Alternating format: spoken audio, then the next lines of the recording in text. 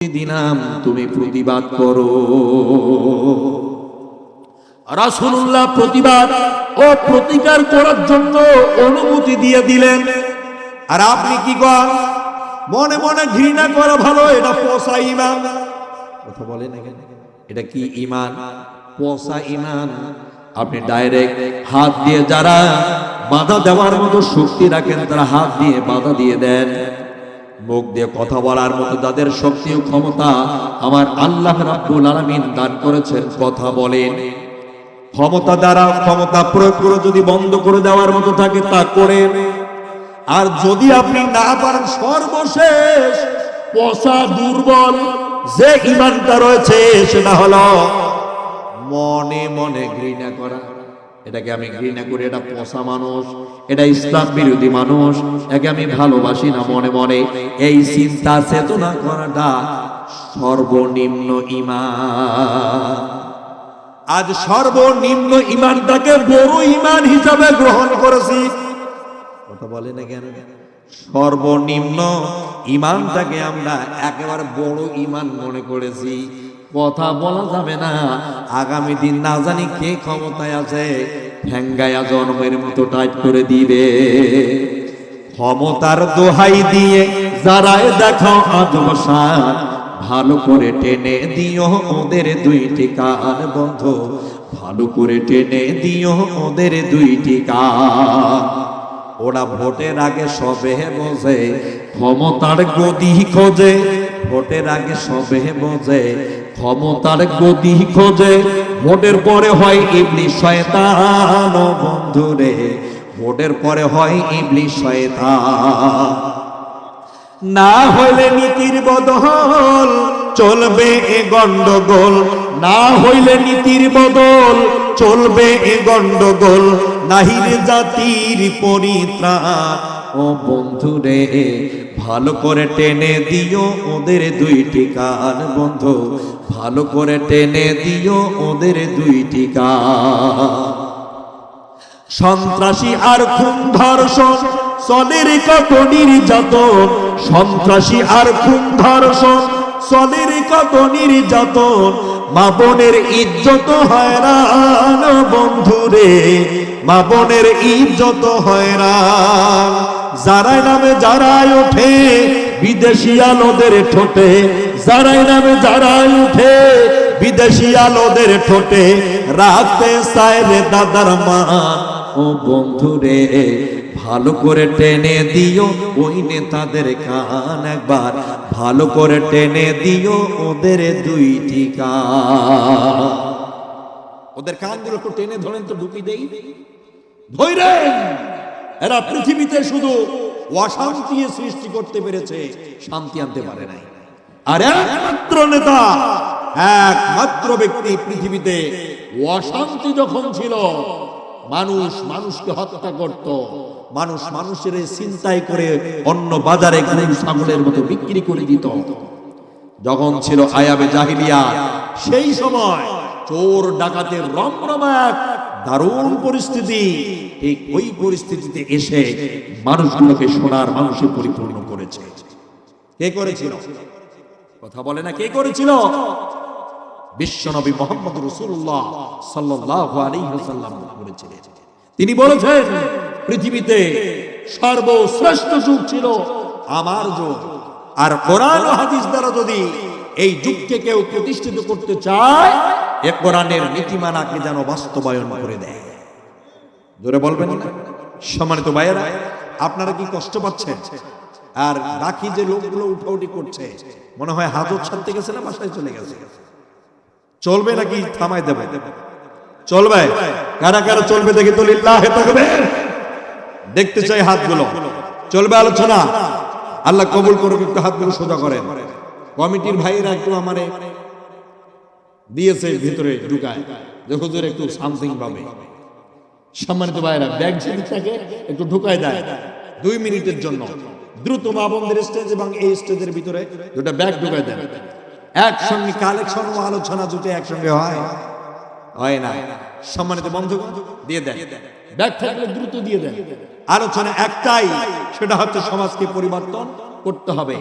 মনে করছেন যে জালেমকে দেশ থেকে বিতাড়িত করার পরে আপনারা এখন হাঁপানি থামবে, আপনারা মনে করতেছেন এখন জিরাবো, এখন আরাম করার সুযোগ না রে ভাই, 16-17 বছর যেরকম দৌড়ের উপরে আলেমরা মুসলমানেরা বাংলাদেশের মানুষের যেমন একেবারে হাঁপিয়ে গেছে, এর চেয়ে আরো কঠিন এক পরিবেশ পরিস্থিতি সামনে তৈরি হতে যাচ্ছে। কথা বলছে না কেন? এমন এক পরিবেশ আসবে সামনে, কোরআন বলার মতো ব্যক্তিদেরকে প্রকাশ্য দিবালোকে হত্যা করে ফেলবে, প্রকাশ্য দিবালোকে খুন ও গুম করে ফেলা হবে, ব্যাপকভাবে তারা লুটপাট শুরু করে দিবে, দেশের মধ্যে নৈরাজ্যকর পরিস্থিতি তৈরি করবে, যাতে তাদের কাছে মানুষেরা ফেরে, তাদের কাছে যেন মানুষ না গেলে পরে অশান্তিতে পড়বে। এই পরিবেশ পরিস্থিতি দেশের মধ্যে তৈরি করে এক জাহিলিয়াতের অন্ধকার কালো থাবার মধ্যে আবার জাতিকে নিমজ্জিত করার জন্য সর্বাত্মক প্রচেষ্টা চালাচ্ছে। কথা বলছে না কেন? সম্মানিত হে আমার জাতি, মাথায় রাখবেন, আগামী দিনগুলোতে যদি আমাদেরকে পরিবেশ পরিস্থিতি ভালো করতে হয়, তাহলে নিজের ঈমান ও ইসলাম, কোরআন ও হাদিসের রোড ও রাস্তার দিকে আমাদের ধাবিত হতে হবে। এর বাইরে যাওয়ার কোনো সুযোগ নাই। এর বাইরে যাওয়ার সুযোগ আছে? কোনো সুযোগ নাই। সম্মানিত ভাইয়েরা, কাম টু মাই পয়েন্টের দিকে যাচ্ছি। আতিক রাদিয়াল্লাহু তাআলা আনহু তৃতীয়বারের মতো রাসূলুল্লাহর কাছে অনুমতি নিলেন। হে রাসূল, আমাকে আপনি অনুমতি দিয়ে দোয়া করে দেন যে যারা আপনাকে মক্কায় হত্যা করতে চাচ্ছে, ওদের ষড়যন্ত্রের জালকে আমি ন্যস্ত বিনষ্ট করে দেব। সাহাবীরা যা করেছে তা আমাদের করণীয়। রাসূলুল্লাহর দোয়া নিয়া মক্কার বর্ডার এলাকা পাড়ি দিয়া নবীজির সাহাবী আতিক রাদিয়াল্লাহু তাআলা আনহু 6 থেকে 7 জন সাহাবীকে নিয়া মক্কার বাইরের অদূরের একটি পাহাড়, যার নাম হলো ফাতফাত পাহাড়, এই ফাতফাত পাহাড়ের নিকটবর্তী গিয়া তিনি দাঁড়িয়ে পড়লেন। চতুর্দিকে অন্ধকার হয়ে গেল, সন্ধ্যা ঘনিয়ে আসলো। আতিক রাদিয়াল্লাহু তাআলা ভাবলেন, এইভাবে এই পরিস্থিতিতে কি কেমন করে রাসূলুল্লাহর দুশমনকে খুঁজে বের করব?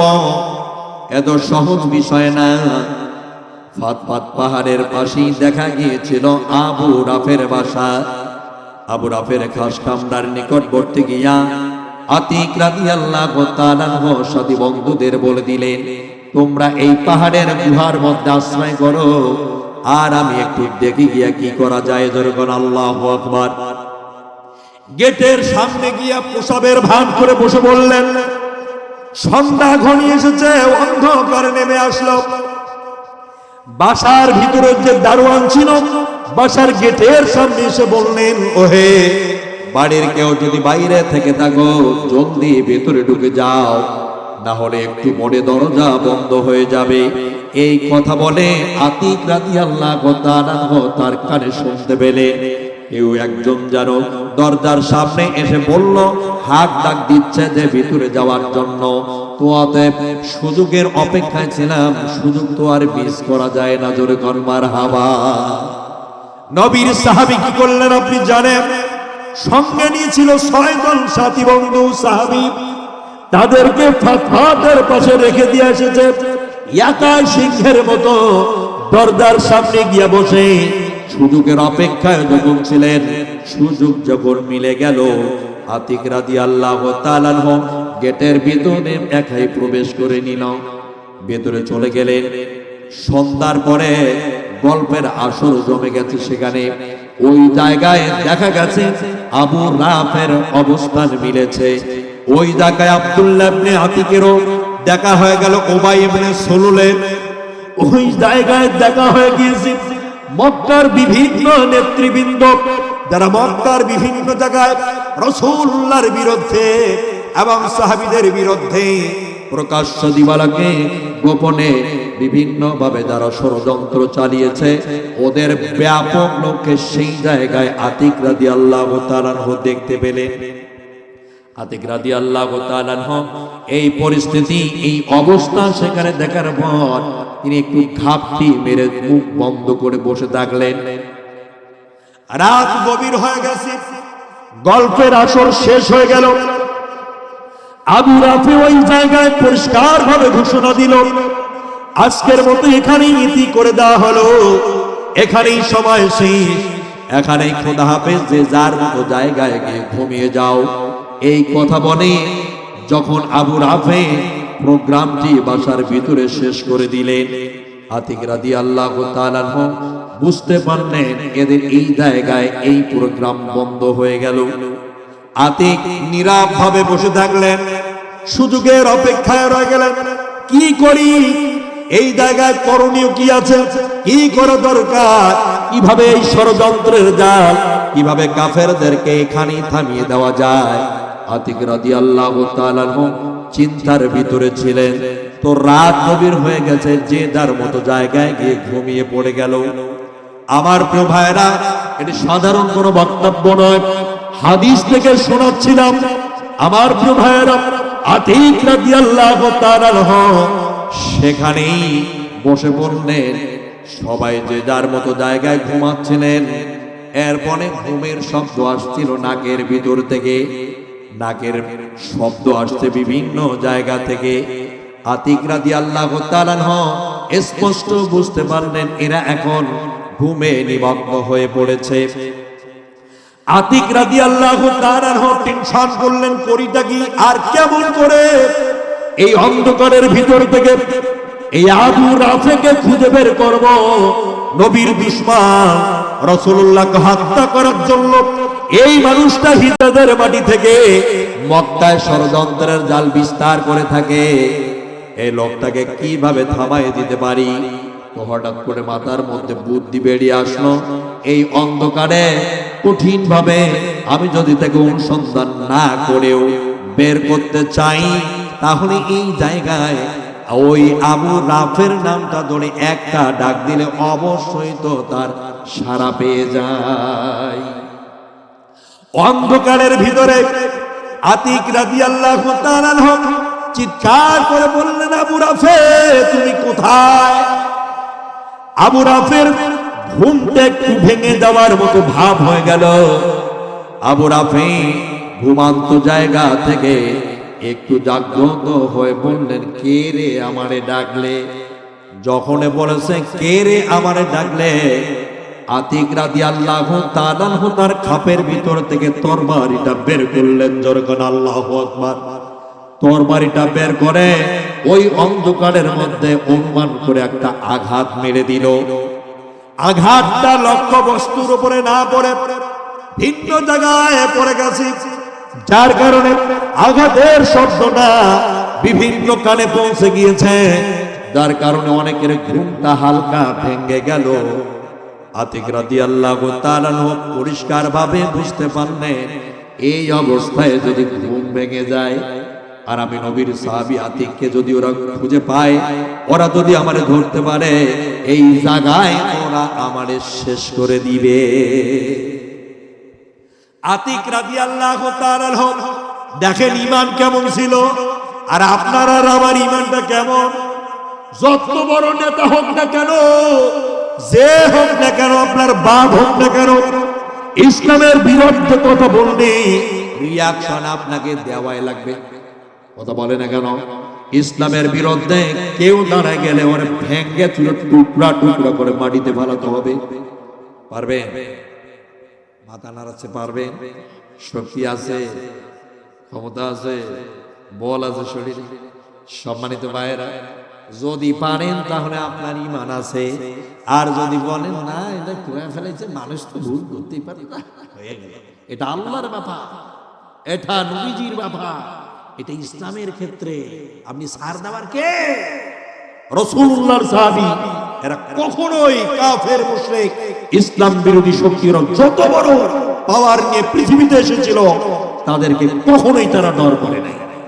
করেছে করেছে। দেখেন ইতিহাসগুলো শোনার পরে এগুলো থেকে জ্ঞান অর্জন করা দরকার। এগুলো থেকে শিক্ষা নিয়ে আগামী দিনের বিপ্লবের স্পিড আমাদের মারা দরকার। কথা বলছেন না কেন? সম্মানিত ভাইয়েরা, আতিক রাদিয়াল্লাহু তাআলা ওই জায়গায় নাম ধরে ডাক দেওয়ার পরে যখন তার শরীরে আঘাত লাগলো না, অনেকেরই কিন্তু ঘুম ভেঙে গিয়েছিল। আতিক রাদিয়াল্লাহু তাআলা চিন্তা করলেন এই অবস্থায় যদি ধরা পড়ে যায় অবস্থাটা বেগতিক হয়ে যাবে। একটু পরে আবার তিনি আবার একটা চিৎকার দিলেন, আবু রাফের, একটু আগে তুমি কেন চিৎকার করলে? কি হলো তোমার? কেন এভাবে ঘুমের মধ্যে আওয়াজ দিলা? আতিকের এই কথা শোনা মাত্রই আবু রাফে আবার দ্বিতীয়বার বলল, কে যেন একটু আগে আমার উপরে তরবারি দিয়ে আঘাত করেছে। তরবারির শব্দ আমার কানে পড়েছিল, আমার পাশে আওয়াজ আসলো ভেসে আমার কানে, কে যেন তরবারি দিয়ে আমাকে আঘাত করেছে। আবু রাফে এই কথা বলা মাত্রই আতিক রাদিয়াল্লাহু তাআলা বলেন, কে তোমাকে আঘাত করেছিল? যখন বললেন জানি না, যখন বলেছে জানি না, তখন দ্বিতীয় আর একটা কোপ বসিয়েছে। দ্বিতীয় কোপটা লেগে আবু রাফের গর্দান থেকে মাথাটা একেবারে আলাদা হয়ে গেল। দরকার আল্লাহু আকবার। আল্লাহর নবীর দুশমন দুনিয়া থেকে চির জাহান্নামী হয়ে গেল। নবীজির চাবি চিন্তা করলেন এ কোপটা লাগলো কি লাগলো না, তো তার অন্ধকারের ভিতরে তো সে নিশ্চিত হতে পারছে না। চিন্তায় পড়ে গেলেন, লোকটা আবার স্তব্ধ হয়ে গেল কেন? আবার তৃতীয়বার বললেন, আবু রাফে কি ব্যাপার, তোমার মুখটা বন্ধ হইল কেন? কি হয়েছে তোমার? কথা বলো না কেন? নাই আবু রাফে, নাই হয়ে গেছে। আল্লাহু আকবার। নাই হয়ে গেছে। ইমানদারদের জনশক্তি লাগে না, ইমানদারদের দল বল ভারী করে এগিয়ে যাইতে হয় না।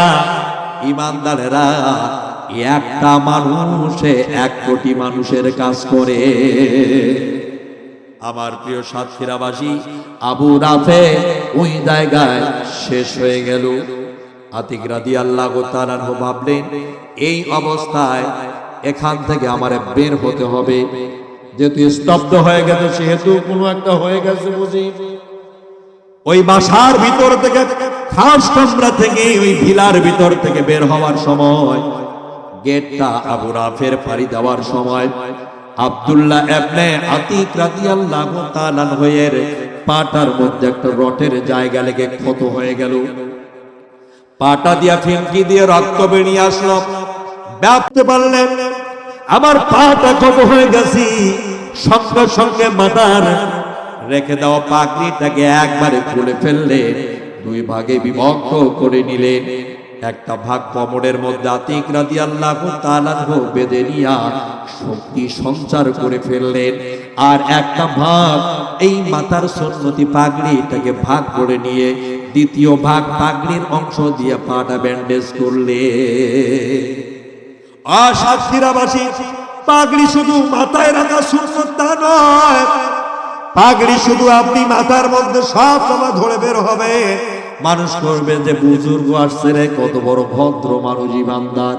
এটার জন্য পাগড়ির কাজ শুধু এতটুকুই সীমাবদ্ধ না, পাগড়ির আরো অনেকগুলো কাজ রয়েছে।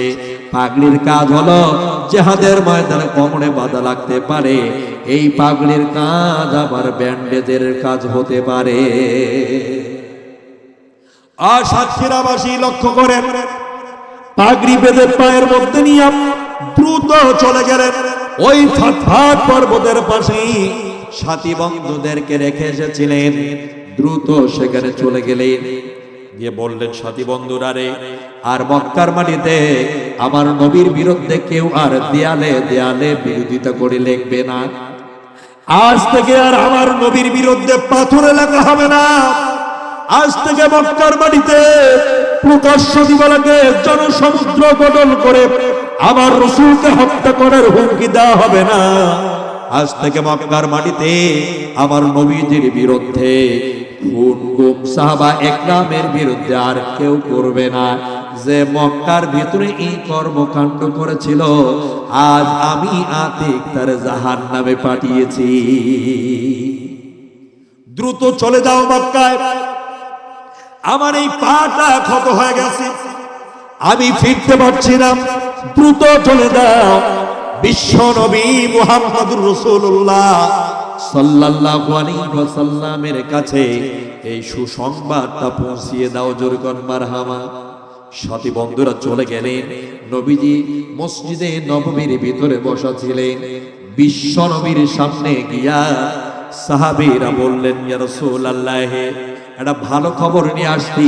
সেটি হলো আপনার সাহাবী আব্দুল্লাহ ইবনে আতিক রাদিয়াল্লাহু তাআলা আনহু আপনার কাছ থেকে যে পারমিশন নিয়ে আমাদেরকে নিয়ে সেই জায়গায় গিয়েছিলাম, ও আমাদেরকে সেই জায়গায় না নিয়ে বরং একাই সে কাজ ঘটিয়েছে। হে রাসূল, আসলে আবু রাফে অরিজিনালে মরছে নাকি মরে নাই? আসলে কি মরেছে কি মরে নাই এটা নিশ্চিত হওয়ার জন্য মক্কায় আপনার জালিলুল কদর সাহাবী আতিক রাদিয়াল্লাহু তাআলা অপেক্ষমান এই জায়গায় রয়ে গেলেন। আবু রাফের খাসকামদার পাশে, ওই সেই ফাতফাতের পাশে আতিক রাদিয়াল্লাহু তাআলা সকাল পর্যন্ত অপেক্ষা করছে। রাত শেষ হয়ে গেল, ভোরের আগে শুভে সাদেক চলে আসলো। চতুর্দিকে মুরগের ডাকাডাকি শুরু হলো। আমার প্রিয় সাক্ষীরাবাসী, একজন মানুষ পাহাড়ের চূড়ার উপরে দাঁড়িয়ে বলল একটি শোক সংবাদ। এই হিজাজের অন্যতম কাপড় ব্যবসায়ী আবু রাফে আজ রাতে নিহত হয়ে গেছে। জানি না কে যেন তার হত্যা করে ফেলছে। এই কথা যখন একজন ব্যক্তি পাহাড়ের চূড়ার উপরে উঠে ঘোষণা দিল, আতিক রাদিয়াল্লাহু তাআলা আনন্দে আল্লাহু আকবার কাবীরা বলে চিৎকার দিল। আতিক রাদিয়াল্লাহু তাআলা দ্রুত চললেন বিশ্ব নবীর দরবারের দিকে। সাহাবীদেরকে নবীজি বললেন, আ সাহাবীরা, আতিককে আমি দেখি না কেন? আতিক কোথায়? কেন তারে রেখে আসলি? এই অবস্থা তার, আতিক কেন এখন আসছে না? সেই দিন আমার নবী একজন সাহাবীর অপেক্ষায় অপেক্ষমান হয়ে বসেছিলেন, যার নাম হলো আব্দুল্লাহ ইবনে আতিক রাদিয়াল্লাহু তাআলা আনহু। তেনার অপেক্ষায় বিশ্ব নবী বসা। একটু পরে আতিক রাদিয়াল্লাহু তাআলা আনহু চলে আসলেন। সাহাবীরা বলতেছে, ইয়া রাসূলুল্লাহ, আপনার সাহাবী আতিক রাদিয়াল্লাহু তাআলা আনহু এই মসজিদের ভিতরে একটা পিলারের পিছনে বসে আছে। আল্লাহর নবী বললেন, আতিক রে, কি ব্যাপার? পিলারের পিছনে থাকলে হবে, সামনে আসো। আর পায়ের মধ্যে পাগড়ি গেল, মাথার পাগড়ি পায়ে গেল কি করে? আতিক রে, এটা কি হলো? আতিক রাদিয়াল্লাহু তাআলা আনহু বললেন, ইয়া রাসূলুল্লাহ, আমি যখন এই জাহান্নামীটাকে জাহান্নামে পাঠার জন্য যখন তার উপরে আঘাত করে বের হয়ে আসার সময় এ দরজায় পাড়ি দিয়েছি, দরজার একটি জায়গায় পাটা লেগে আমার ক্ষত হয়ে গেল। মাথার পাগড়িটা খুলে দুই ভাগ করে কোমরে আর পাটা ব্যান্ডেজ করেছি। ইয়া রাসূলুল্লাহ, আমার পাটা প্রচন্ড ব্যথা করছে। আল্লাহর নবী বললেন, আতিক রে, আমার সামনে চলে আসো। আতিক রাদিয়াল্লাহু তাআলা আনহু সামনে চলে আসলেন। নবীজি বললেন, আতিক রে, পায়ের বাঁধনটা খুলে দাও। বাঁধনটা খুলে দাও হলো বিশ্বনবী মুহাম্মদুর রাসূলুল্লাহ সাল্লাল্লাহু আলাইহি ওয়াসাল্লাম শাহাদাত আঙ্গুলি দিয়ে তার নিজের মোবারক পূর্ণ এই থুতুগুলোকে আঙ্গুলে তুলে নিলেন। নবীজি তার আঙ্গুল দিয়া আতিকের ক্ষত জায়গায় লাগিয়ে দিতে দেরি, সঙ্গে সঙ্গে ব্যথা বেদনা সারতে দেরি হলো না। আমার প্রিয় সাক্ষীরাবাসী, আমার নবীজি ওই জায়গায় বললেন, আরে আতিক, এই পৃথিবীতে আল্লাহর কাছে সবচেয়ে বড় দুটি আমল আছে রে। এক নাম্বার হলো আইয়ুল আমালি ওয়ালা আল ঈমানু বিল্লাহ, সেটি হলো আল্লাহর উপরে ঈমান আনা। আর দুই নাম্বার হলো ওয়াতুজাহিদুনা ফি সাবিলিল্লাহ, 2 নাম্বার হচ্ছে জিহাদ করা তার পথে। সুবহানাল্লাহ। তাহলে প্রথমটা হচ্ছে আল্লাহর উপরে কি আনা? ঈমান আনা। আর দ্বিতীয়টাই হচ্ছে কি করা? জিহাদ করা। এই ঈমান ও জিহাদ, ঈমান আনছি জিহাদ করব না, এই হচ্ছে আমাদের আজকের ঈমান। জিহাদ কারে বলে? লাঠি দিয়ে পিটায় একটা জনমের মতো টাইট ধরে মারি ফেলা, এটা না। জিহাদ মানে হচ্ছে চেষ্টা করা, প্রচেষ্টা করা। একজন ছাত্র চেষ্টা করতেই পারে যে আমার রেজাল্টটা ভালো হোক, এটা কি তার জন্য অন্যায়? সে কি অন্যায় করে ফেললো এটা? একজন কৃষক সে চেষ্টা করতেই পারে আমি কৃষিতে যেন স্বাবলম্বী হই, আমার ফল ফসল যেন প্রচন্ড হয়, ভালো হয় খেত খামারি, এই চেষ্টা করা কি তার জন্য অন্যায়? এরপরে একজন ব্যবসায়ী সেও চেষ্টা করতে পারে আমার ব্যবসাটা লাভজনক হোক, এটা কি করা অন্যায়? ঠিক তেমনি একজন ঈমানদার চেষ্টা করতেই পারে আমি যেমন ঈমানদার পুরো দেশের মানুষগুলো ঈমানদার হয়ে যায়। কথা বলে না কেন? এই কাজটাই করেছিল শহীদ মরহুম আল্লামা দেলওয়ার হোসেন সাইদি রাহিমাহুল্লাহ। কথা বলছে না কেন? এই কাজটাই তিনি করেছিলেন। আজকে আপনাদের মুহাদ্দিস আব্দুল খালেক সাহেব উনিও এই কাজটাই করে থাকেন। আমি যেমন ঈমানদার, আমি যেমন আল্লাহ ও রাসূলকে ভালোবাসি, পুরো দেশের মানুষ ঠিক ওই রকম ঈমানদার, ঠিক ওইভাবে আল্লাহ ও রাসূলের আদর্শে মেনে চলে। কথা বলে না কেন? এটা করা কি অন্যায়? এটা কি অপরাধ? কিছু কিছু মানুষ আছে এরা মনে করে যে এটাই অপরাধ, এটাই অপরাধ। আজকে এমপি হারুন সাহেবের দিকে দেখলে পরে হাসি পায়, হাসি আছে মাঝে মধ্যে আমার। এই লোক আগে বাংলাদেশে বক্তব্য দিলে সংসদের ভিতরে কোরআনের ছোট ছোট আয়াতগুলোকে একত্রিত করে তারপরে শুরু করে তারপরে বক্তব্য দিতে, ঠিক না? যে কোনো কথা বলার আগে কোরআনের আয়াতকে সামনে নিয়ে শুরু করেন, তারপরে যা বক্তব্য আছে উনি ওনার মতো দেন। কথা বলেন না কেন?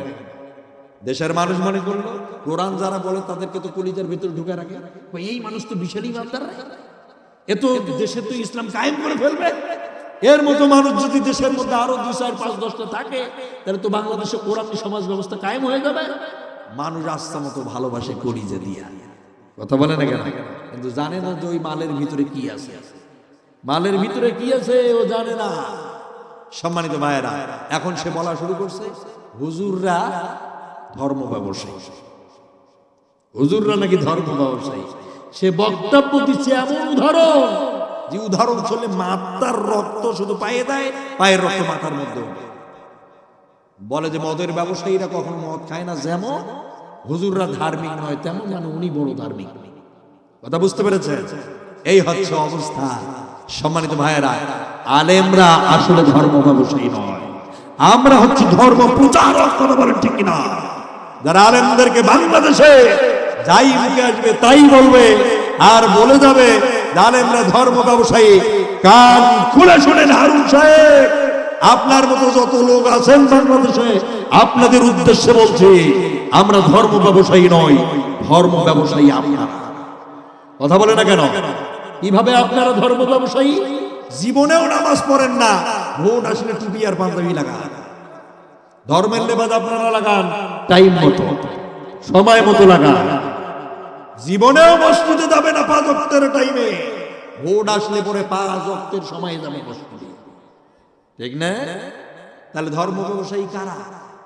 কারা? যারা স্বার্থের সময় দিন ও ইসলামের লেবাস লাগায় ও ইসলামের লকাপ পরিধান করে দেশের মানুষকে ধোঁকা দিয়া বোকা বানাইয়া এই মালটা নেওয়ার ধান্দা করেন, আপনারা হচ্ছেন নাম্বার 1 ধর্ম ব্যবসায়ী। এটা আমাদের দেখে আমরা ছাত্র জীবন থেকে দাঁড়িয়ে রাখছি, আমরা টুপি মাথায় দিই, আমাদের গায়ে পাঞ্জাবি ছিল, এখনো আছে, মৃত্যু পর্যন্ত থাকবে। কথা বলে না কেন? আমাদের এগুলো থাকবে, তার মানে এগুলো আমাদের ইসলাম থেকে নেওয়া, এগুলো আমরা আমাদের স্বার্থের জন্য করি না। কথা বলেন ঠিক কিনা? সম্মানিত প্রিয় সাতক্ষীরাবাসী, আজকের যে বিষয়বস্তুটা ছিল সেটা হচ্ছে যে ইসলামের রাজনীতি আছে, ছিল, থাকবে এই পৃথিবীতে। যারা বিরোধিতা করবে তারা ছিল, আজ নাই, তারা আছে, আগামী দিন থাকবে না। আর যারা এখনো আছে তাদের অস্তিত্ব বাংলাদেশে খুঁজে পাওয়া যাবে না। এটাই বড় কথা, আর এর চেয়ে বড় কথা আমার কাছে নাই। সম্মানিত প্রিয় সাতক্ষীরাবাসী, আমি জানি আপনারা এই ইসলামের দিকে অনেকটা অ্যাডভান্স, ইসলামী রাজনীতি সম্পর্কে আপনারা অনেক জানেন। আপনাদের কাছে আমার অনুরোধ, আপনাদের কাছে আমার চাওয়া, একজন আলিম হিসাবে এই সাতক্ষীরার মাটিতে আমি মনে করি আপনাদের এই সেই ব্যক্তিত্ব যার জনগণ নন্দিত এক বিশাল মহান ভালোবাসার উদ্রেক যার প্রতি মানুষের রয়েছে, যিনি হচ্ছেন জনগণ মানুষের নন্দিত ব্যক্তি জনাব মুহাদ্দিস আব্দুল খালেক ভাই। আগামী দিনে সাতক্ষীরাবাসীকে আমন্ত্রণ জানাই তাকে এই মাটিতে প্রতিষ্ঠিত করে আল্লাহর দ্বীনকে বাস্তবায়ন করার লক্ষ্যে আপনাদের ভূমিকা থাকতে হবে। আপনারা কি বলেন? আপনাদের ভূমিকা থাকতে হবে ইনশাআল্লাহ, বলেন ইনশাআল্লাহ।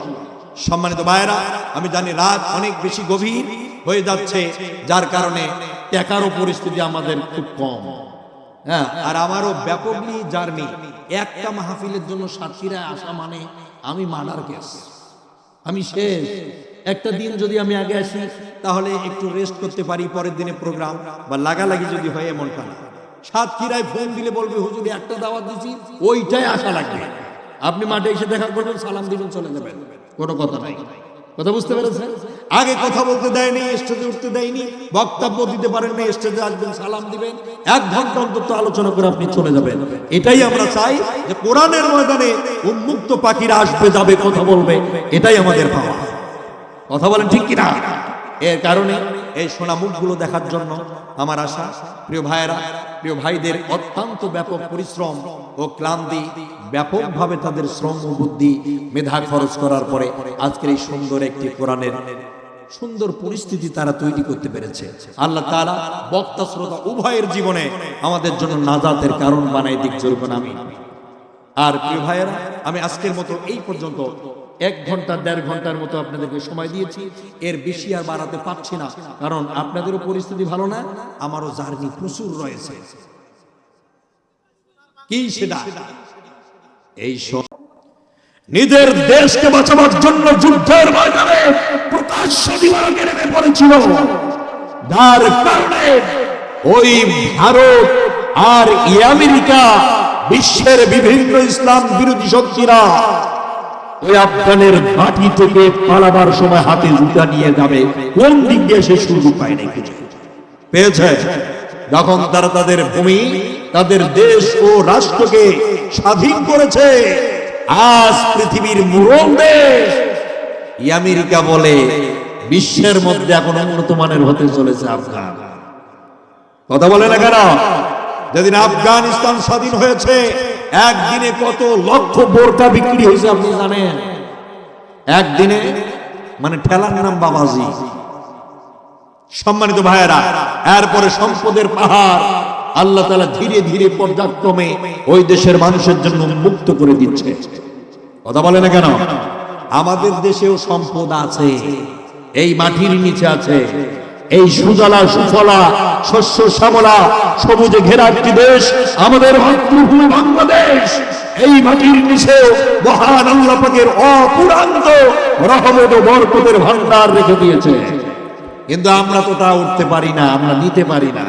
আমরা শুধু পারি ভারতের পাশ আনতে। কথা বলে না কেন?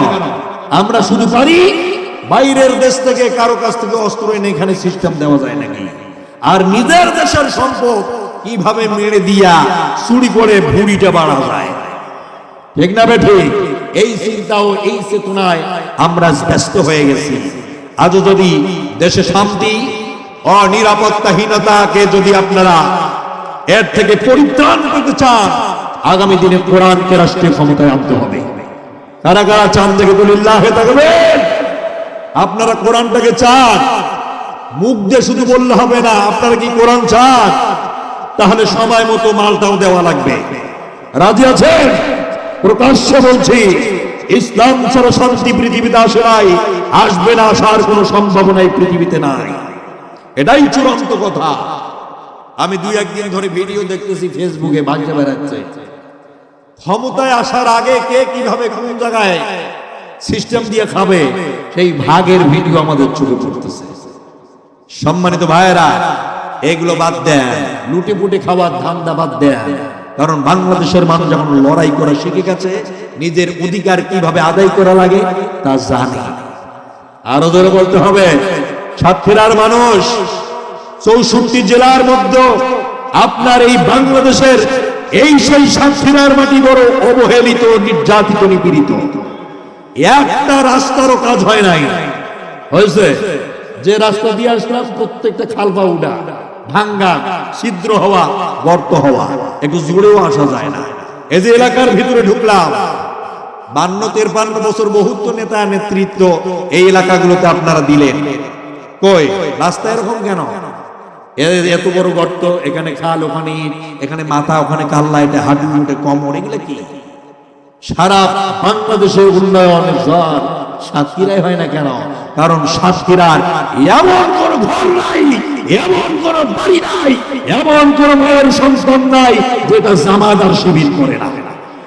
আর বলে বলেন, এটা তদন্ত তারা নিয়েছে, তারা এই খবরগুলো নিয়েছে, জানে বুঝে, জানার পরে তারা বুঝতে পেরেছে এখানে দিয়ে কোনো লাভ নাই, কারণ এরা আমাদের দল। কথা বলে না কেন? এদেরকে দিয়ে কোনো কাজ হবে না। সম্মানিত ভাইরা, আসুন, তাই আর ওদের পিছনে দৌড়ায়া কোনো ফায়দা হবে না। যে 2-4টা ওদের পিছনে দৌড়ান, তেলা পোকা শিখা বাদুর, এদেরকে বলছি পরিষ্কার ভাবে, ইসলাম আজ এমন একটা অবস্থানে বাংলাদেশে গেছে, এই ইসলামকে যদি কেউ তার পথ, এর ওপরে যদি কেউ বাঁধ নির্মাণ করে, এর পিছনে আপনার আয়রন গার্ডেন বলেন আর আপনার লোহার পর্দা বলেন, যা দিয়ে আপনারা আটকান না কেন, একে ভেঙে চুরমার করে, টুকরা টুকরা করে বাংলাদেশের রাজধানীতে আল্লাহর কসম বলছি দেখা যাচ্ছে 64 জেলায় মানুষ এখন আর বাপের নীতিমালা চায় না, বেটিরটা চায় না, স্বামীরটা চায় না, বউয়েরটা চায় না, চাই শুধু আল্লাহর কোরআন।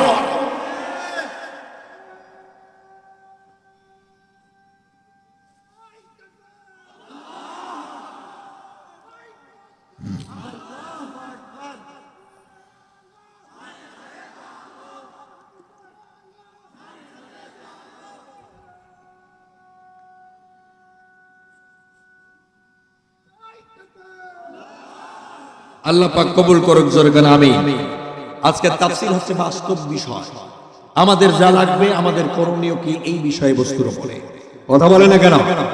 সম্মানিত ভাইয়েরা, আগে তো দেখতাম আওয়ামী লীগ ডাইরেক্ট আমাদের বিরোধিতা করত, এখন দেখছি আমাদের বন্ধুরা ডাইরেক্ট না পারলে একটু জিলাপির পেঁয়াজ দিয়ে করার চেষ্টা করছে। কথা বলছে না কেন? সম্মানিত ভাইয়েরা, আমি এই কথা আজ থেকে প্রায় 13 সালে সম্ভবত এই সাতক্ষীরার মাটিতে বলে গেছিলাম যে বাংলাদেশে জিলাপির পেঁয়াজ হবে সামনে। এখানে বলে গেছি, ইউটিউবে আপনার আলোচনাটা দেখবেন। আবারও বলছি, একবার এক মাস্টার ওর বাসার কাজের ছেলে আব্দুলকে নিয়ে বাজারে গিয়েছিল। বউ বলছিল যে 1 কেজি আমি মিষ্টি খাবো। স্বামীর কাছে সে আবদার করেছে 1 কেজি মিষ্টি লাগবে আজকে বাসায়। স্যার আব্দুলকে নিয়ে বাজারে গেছে, 1 কেজি জিলাপি কিনেছে। কিন্তু বাবার বাড়িতে খাই নাই। জিলাপি কি এতটুকু হয়? মানে একটা কি 5 টাকা কয়েনের মতো হয়। জিলাপি তো বড় বড় হয়, কিন্তু এই জিলাপি ছোট কেন? ছোট হওয়ার পিছনে কারণ আছে। আব্দুলকে যখন ওই মাস্টার জিলাপি কিনে দিয়েছিল, রাস্তায় বসে আব্দুল ভাবছিল এই জিলাপি যদি বাসায় নিয়ে যায় তাহলে আমার কপালে জুটবে কি না তা তো জানি না, এখানে মারি দিয়ে যায়। ঠিক আছে, ওই রাস্তায় বসে পেঁয়াজ ভাঙ্গে টেঙ্গে খায় ফেলাইছে। ওই পেঁয়াজগুলো ভাঙ্গে টেঙ্গে প্রায় 40টা জিলাপি, ওই যে গুনছে, গনে 40টা জিলাপি বানায়, ছোট ছোট বানায় ফাটাই দিচ্ছে। বাসায় মাস্টার আসার পরে মাস্টারের বউ বলতেছে, আপনি এগুলো কি পাঠাইছেন? একই সাতক্ষীরা জেলার খালে দেওয়া জিলাপি রাস্তা থেকে কুড়িয়ে এনে আমার দিচ্ছেন। বউয়ের কাছে তো তার একটা লজ্জার ব্যাপার। দ্বিতীয়বার আবার আব্দুলকে নিয়ে গেছে। মাস্টার তো বুঝতে পারছে যে এই কাজটা কার, কাজটা কার, এই কাজটা আব্দুলের। মাস্টার বুঝতে পারছে, কিন্তু কেউ বুঝতে পারে না। দ্বিতীয়বার আবার জিলাপি খুলে ওই আব্দুলের সামনে বিবিকে ফোন দিয়ে বলতেছে, দেখো 1 কেজি জিলাপি নিছি, জিলাপি কিন্তু আছে 40টা। ঠিক আছে, আর পেঁয়াজও কিন্তু আছে 80টা। আগে যে পেঁয়াজ ভাঙিয়ে খাইছে, বোঝেন নাই? আগে পেঁয়াজ ভাঙিয়ে খাইছে, এজন্য ফোন দিয়ে বলতেছে বল্ডুর মা জেলাপি কিন্তু 40টা আছে, আর জেলাপি আসলে ওজন করে নিয়েছি 1 কেজি আছে। আর ওই আব্দুলের চোখের দিকে তাকায় আর কয়েছে, বেটা প্রথমে মারছিস না, আজকে দেখ। এই আব্দুল আবার দ্বিতীয় দিনে এই জেলাপি নিয়ে রাস্তার মধ্যে বসে ভাবতেছে, গরম জেলাপি যদি না খাই তাহলে তো রাতের বেলা স্বপ্নেও খাইতে পারি, অতএব একটা কিছু করাই লাগবে। ওই রাস্তায় বৈশা গাছের নিচে মাথা উঁচু করে তাকাচ্ছে যে করিটা কি। আগের দিনে তো পেঁয়াজ ভাঙি খাইছি আমি, আজকে তো পেঁয়াজও বলে দিছে যে 80টা পেঁয়াজ আছে, করি কি। হট করে আর মাথার মধ্যে বুদ্ধি চলে এসেছে যে পাশে একটা খেজুরের গাছ, খেজুরের পাতা আছে, সেইটা জেলাপির ভিতরে ঢুকি দিয়ে বলতেছে আজকে পেঁয়াজও খাবো না, জেলাপিও ভাঙবো না, কিন্তু একটারও রস তো না। কথা বুঝতে পেরেছেন? এদেশ 1971 স্বাধীন হয়েছে একটা, 2024 একটা, তো ওই 71টা তো এটা দেখি নাই, আর 24 তো আমরাই করছি। কথা বলে না কেন? আমরাই করছি এই লড়াইটা বাংলাদেশে, মনে রাখবে সম্মানিত ভাইরা। এরা 71ও ভাঙ্গি টুঙ্গি খাইছে, 52তেও খাইছে, এরপরে 24-এর আগ পর্যন্ত তো হাসিনা খাইলই। এবার তাদের এমন এক চিন্তা চেতনা আছে যে এই ইসলামের ভিতরে শুধু পেঁয়াজ না, এর ভিতরে রস যা আছে সব এবার চাইতে মুটে লুটে মুটে খায় বলা। কথা বুঝতে পেরেছেন? কিন্তু এই চান্স আর দেওয়া যাবে না। কথা বলে না কেন? আপনারা যদি বাংলাদেশে ইসলামী সমাজ ব্যবস্থা করতে না পারেন, প্রথম যদি কারো লাশ পড়ে যায় তা কিন্তু আলেমদের পড়বে। কথা বলে না কেন? প্রথম যদি কেউ মাই খায় তাহলে এই আশরাফুলের মতো কিছু বক্তারাই খাবে। কেউ যদি ফাঁসির দড়িতে ঝুলে মরে যায় তাহলে মনে রাখবেন যে আমাদের মতো কিছু আলেমরাই মরবে। কারণ আমরা এই দেশ পরিবর্তনের জন্য, সমাজকে পরিবর্তন করার জন্য আমরা কোরআন হাদিস থেকে তথ্য বিশ্লেষণ করে থাকি। কথা বলে না কেন? এজন্য আপনাদের কাছে অনুরোধ, তাফসীর আপনি যদি কিয়ামত পর্যন্ত করেন আর আপনি যদি সেটাকে কাজে না লাগান, এই তাফসীর দিয়া 4 পয়সারও আপনার উপকার হবে না। তাফসীর শুনে যদি সমাজ ও দেশ রাষ্ট্রের যদি পরিবর্তন আসে, তাহলে এই তাফসীর দিয়ে সমাজের উন্নয়ন হয়েছে। কথা বলে না কেন? সম্মানিত ভাইয়েরা, আর রাসূলুল্লাহ যখন এই দুইটা জিনিসকে চেঞ্জ করতে চেয়েছে, এক নম্বর হলো দেশের আইনটা বাস্তবায়ন করা লাগবে মহান আল্লাহর আইন দ্বারা, আর নেতৃত্বটা চলতে হবে ওই মহান আল্লাহর পাঠানো রাসূলের দ্বারা। এই কথা বলার অপরাধী মক্কায় প্রচন্ড ষড়যন্ত্র হলো। নবীর সাহাবীরা, তাদেরও সংখ্যা তেমন বেশি ছিল না, তখন তাদের সংখ্যা মাত্র 40-এর বেশি হলো না। আব্দুল্লাহ ইবনে আতিক রাদিয়াল্লাহু তাআলা আনহু তিনি জানতে পারলেন রাসূলুল্লাহ এই দুটি কথা বলার অপরাধে তার হত্যা করার ষড়যন্ত্র চলছে। আতিক রাদিয়াল্লাহু তাআলা আনহু প্রথম দিন রাসূলুল্লাহর সামনে এসে বললেন, ইয়া রাসূলুল্লাহ, আমি বেঁচে থাকা অবস্থায় আপনাকে হত্যা করতে চাবে, আপনার বিরুদ্ধে কথা বলবে, আমি আতিক কোনোভাবে শান্তি অনুভব করতে পারি না। রাসূলুল্লাহর সাহাবীদের ইতিহাস বলছি, কান খুলে শুনুন সাতক্ষীরাবাসী। আতিক রাদিয়াল্লাহু তাআলা আনহু যখন মক্কার মাটিতে রাসূলুল্লাহর সামনে এসে ডাইরেক্ট বলে দিলেন, আপনি শুধু একবার অনুমতি দিয়ে দেন, এই কাফেরের বাদশাদের গর্দান থেকে মাথাটা আমি আলাদা করে দেব। যে লোক সর্বাত্মক প্রথম রাসূলুল্লাহকে হত্যা করার প্রশ্ন তুলেছিল, এই লোকটার নাম হলো আবু রাফি। লোকটার বাড়ি মক্কায় ছিল না, মক্কার বাইরের মানুষ ছিল। লোকটার বাসা ছিল হিজাজের মধ্যে। ওই লোক হিজাজের অন্যতম কাপড় ব্যবসায়ী ছিল। কাপড়ের ব্যবসা করে 10% লাভের টাকা রাসূলুল্লাহর মক্কার জীবনে নবীজিকে হত্যা করার পিছনে সে ব্যয় করে দিত। তার বক্তব্য ছিল একটাই, আমার এই ব্যবসা থেকে যে লাভের টাকা রয়েছে, এই টাকা শুধু ব্যয় হবে মুহাম্মদকে হত্যার পিছনে। দরকার নাউজুবিল্লাহ। আজও বাংলাদেশে বহু টাকাওয়ালা আছে, এখনো এই পৃথিবীতে বহুত মানুষ আছে সম্পদওয়ালা, তাদের চিন্তা চেতনা হলো টাকা যাক পয়সা যাক, যেভাবে হোক কোরআনকে রাষ্ট্রীয় ক্ষমতায় আসতে দেওয়া হবে না। আছে না? না নাই। ব্যাপক লোক রেডি আছে। হুজুরদের বড় বড় কথা আমরা দেখে নেব, হুজুররা কেমন করে বাংলাদেশে ইসলাম দিয়ে দেশ ও রাষ্ট্র সাজাতে পারে, না কখনো করতে দেওয়া হবে না।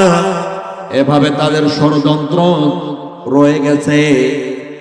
মক্কার মাটিতে নবীজিকে হত্যা করার যখন ব্যাপক প্রক্রিয়া তাদের হাতে নেওয়া ছিল, আতিক রাদিয়াল্লাহু তাআলা আনহু দ্বিতীয়বারের মতো রাসূলুল্লাহর সামনে গিয়ে বললেন, ইয়া রাসূলুল্লাহ, অনুরোধের সাথে বলছি, আপনি একবারের জন্য শুধু অনুমতি দেন। হে রাসূল, আমি যদি তারে শাস্তি দিতে না পারি, আমি ওয়াদা করেছি রাতের বেলা ঘুমাবো না এবং এক লোকমা খাদ্য খাবার আমার পেটে যাবে না। রাসূলুল্লাহর সাহাবীদের করণীয় কি ছিল আর আপনি করেনটা কি? আপনার সামনে প্রকাশ্য দিবালাকে ইসলামী রাজনীতির বিরুদ্ধে বক্তব্য দেওয়া হয়, আর আপনি কোন যে বয়স্ক মানুষ ভুল করে ফেলাইছে, ইসলামের জ্ঞান নাই, এটা ক্ষমা করে দেওয়া হইল, ক্ষমা করে দেওয়া হইল। সম্মানিত ভাইরা, তাহলে আপনি চিন্তা করেন, রাসূলুল্লাহর সাহাবীরা ক্ষমা তো দূরের কথা, রাসূলুল্লাহর কাছে গিয়ে ডাইরেক্ট বলেছেন, হে রাসূল, আপনি শুধু অনুমতি দেন, এই আবু রাফের গর্দান থেকে মাথাটা আলাদা করে ফেলবো। দ্বিতীয়বার বলেছে, অনুমতি দিল না। তৃতীয়বার বলেছে, তৃতীয়বারও বলে দিল, আরে আতিক, এখনো সেই সময় আসে নাই তোমাদের, এখনো সেই শক্তি তোমাদের হয় নাই। মক্কার মাটিতে তাদের জনসংখ্যা বেশি, আমাদের কম, ওদের অনেক বেশি, ওদের সব দিক থেকে তারা এগিয়ে আছে। নবীজির সাহাবী আতিক রাদিয়াল্লাহু তাআলা আনহু বললেন, ইয়া রাসূলুল্লাহ, যতই সংখ্যা বেশি হোক না কেন, আমাদের অস্ত্র শস্ত্র জনসংখ্যা না থাকতে পারে, তবে আমাদের সবচেয়ে একটি বড় অস্ত্র আছে, যার নাম হলো ঈমান। সাক্ষীরাবাসী, এই ইমানটা কি আমাদের নাই? ইমান কি আমাদের নাই? একজন সাহাবী যদি এত বড় কথা বলতে পারে, বাংলাদেশে প্রায় 18 থেকে 20 কোটি মুসলমানেরা বসবাস করি, 18 থেকে 20 কোটি মানুষেরা আমরা যদি এক কাতারে কাতারবদ্ধ হয়ে যাই, সব ইমানদার পরহেজগার নামাজি, আমরা যদি সব একটি প্ল্যাটফর্মে দাঁড়িয়ে যাই, কোরআনের সমাজ ব্যবস্থার বিরুদ্ধে দাঁড়ায়া কেউ অনিসলামিক সমাজ ব্যবস্থা কায়েম করবে, এ দুঃসাহস কারো হবে না। হবে নাকি? কারণ আমরাই তো বড় মুনাফিক। আমরা কি? আমরা হচ্ছে সবচেয়ে বড় মুনাফিক। আমরা মুসলমানের দাবিদার, ইমানেরও দাবিদার, আবার সুযোগ পাইলে ইসলামের বিরোধিতা ভেতরে ভেতরে করি। কথা বলি না কেন? ওপরে তো করি, ভেতরে ভেতরেও চালাই। ইসলামকে বলি যে এগিয়ে যাও, আছি, তোমরা চালিয়ে দাও। পিছনে দেখো বাঁশ নিয়ে রেডি আছে, শুধু দিতে দেরি। কথা বলে না কেন? শুধু দিতে দেরি। সম্মানিত ভাইয়েরা, এই হচ্ছে আজকে আমাদের অবস্থা। অতএব এই চিন্তা চেতনা যতদিন আমাদের মাথা থেকে যাবে না, এই ভাবনা যতদিন আমাদের কাছ থেকে দূর হবে না, ততদিন বাংলাদেশে সোনার সমাজ কখনো হবে না। আমার কথা কি বুঝতে পেরেছেন? অসুবিধা রইল? সম্মানিত ভাইয়েরা, আল্লাহর নবীর সাহাবী আতিক রাদিয়াল্লাহু তাআলা আনহু তৃতীয়বারের মতো গেলেন, ইয়া রাসূলুল্লাহ, আমি ওয়াদা করেছি কিচ্ছু খাবো না, রাতের বেলা ঘুমাতে পারি না, আপনাকে না জানি কোথায় কোন অবস্থায় হত্যা তারা করে ফেলে। ইয়া রাসূলুল্লাহ, আপনি শুধু একটা বার পারমিশনটা দেন আমারে। রাসূলুল্লাহ আতিকের মনের অবস্থা দেখি বুঝে আতিককে বলে দিল, আতিক, তোমার ইমানটাই এত বড় শক্তিশালী, তোমার ভিতরের যে আল্লাহর প্রতি বিশ্বাস আর আল্লাহর প্রতি যে তোমার যে অগাধ ভালোবাসাটা, আর আমি রসুলের প্রতি যে শ্রদ্ধা বোধ বিনম্রতা, এটাই আমারে মুগ্ধ করে দিল। আতিগিরে, তোমাদের এখনো সে সময় আসে নাই, কিন্তু তোমার ইমানের এই হালত থেকে এখনই বলে দিলাম, আমি তোমার অনুমতি